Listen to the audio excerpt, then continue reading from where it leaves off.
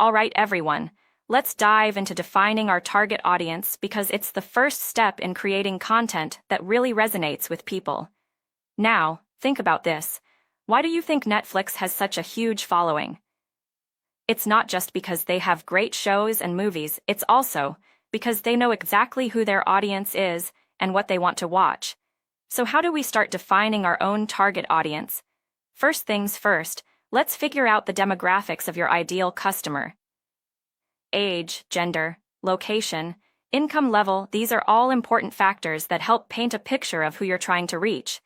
For example, if you're selling high-ticket luxury watches, you probably want to focus on an affluent demographic rather than teenagers. Next up is psychographics, which delve into the personality traits and lifestyle preferences of your target audience. Are they busy professionals looking for time-saving solutions? Or are they adventurous travelers always seeking new experiences? Understanding their motivations and interests helps you speak directly to what matters most to them. Then there's behavioral data. This includes things like buying habits, online behavior, or even the channels they use to connect with brands. For instance, if your audience spends a lot of time on Instagram but rarely visits your website, you might want to focus more heavily on social media marketing.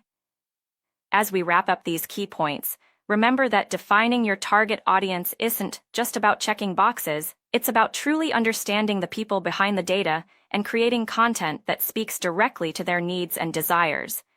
So take your time, do some research, and get to know your audience as well as you possibly can.